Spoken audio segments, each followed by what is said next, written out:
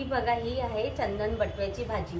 ही हिवाळ्यामध्ये जास्त प्रमाणात मिळते आणि खूप औषधी गुणधर्म असणारी भाजी आहे। बघू शकता किती छान अशी ताजी ताजी भाजी आहे। खूप औषधी गुणधर्म आहे त्या भाजीमध्ये। नमस्कार मंडळी, मी प्रमिला तेलंग। आज आपण चंदन बटव्याची भाजी करतो। तर पाहू शकता तुम्ही इथे लोखंडी कढई घेतलेली आहे आणि कढईमध्ये आपण चवीनुसार तेल घेऊया। इथे मी 1 मोठा चमचा तेल घेतलेला आहे। बघा, त्यामध्ये ना पाव चमचे मी असं जिरं घालते। जिरं तुम्हाला आवडत असेल तर तुम्ही घ्या, पालेभाजी करताना नाही घेतलं तरी चालेल।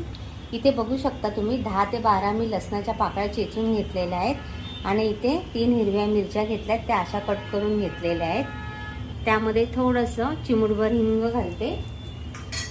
आपल्याला कांद्याचा वापर करायचा नाहीये। इथे मी लसूण आणि मिरचीवरच चंदन बटव्याची भाजी करणार आहे। तर गॅस कमी करूया, नाहीतर लसूण जळून जाईल। आणि लसूण घातला की लगेच हिरवी मिरची घालायची, लसूण तेलात परतून घ्यायचा।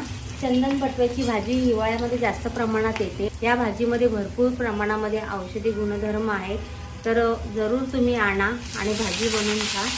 5 मिनिटामध्ये होणारी भाजी आहे। त्यावर असं हा मसाल्याच्या डब्यातला चमचा आहे ना, तर इथे मी असं 2 चमचे मीठ घेतलंय। ही भाजी अशी चांगली तेलामध्ये परतून घ्यायची। भाजीमध्ये भरपूर असे ना औषधी गुणधर्म आहेत।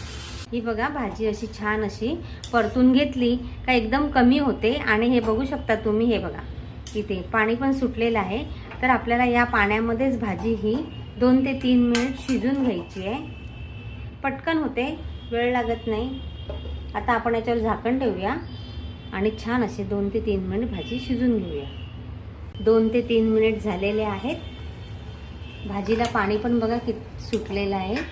आपल्याला या पाण्यामध्येच भाजी शिजून घ्यायची आहे। शेंगदाण्याचा कूट घालूया। भाजी अशी चांगली शिजली ना की ती चवीला पण छान लागते। भाजी बघू शकता तुम्ही किती मस्त अशी छान आपली भाजी शिजल्या गेलेली आहे। आणि इथे आपली भाजी तयार झाली आहे। आता आपण एका प्लेटमध्ये काढून घेऊया। शक्यतो पालेभाज्या तुम्ही लोखंडी कढईमध्ये किंवा तव्यामध्येच करा, कारण बघा भाजीचा हिरवेपणा म्हणजे हिरवा कलर बघा कसा टिकून राहिलेला आहे। पाहू शकता तुम्ही, इथे आपली मस्तपैकी चंदन बटव्याची भाजी तयार झालेली आहे। तुम्ही भाकरीबरोबर, चपातीबरोबर खाऊ शकता, डब्याला पण घेऊन जाऊ शकता।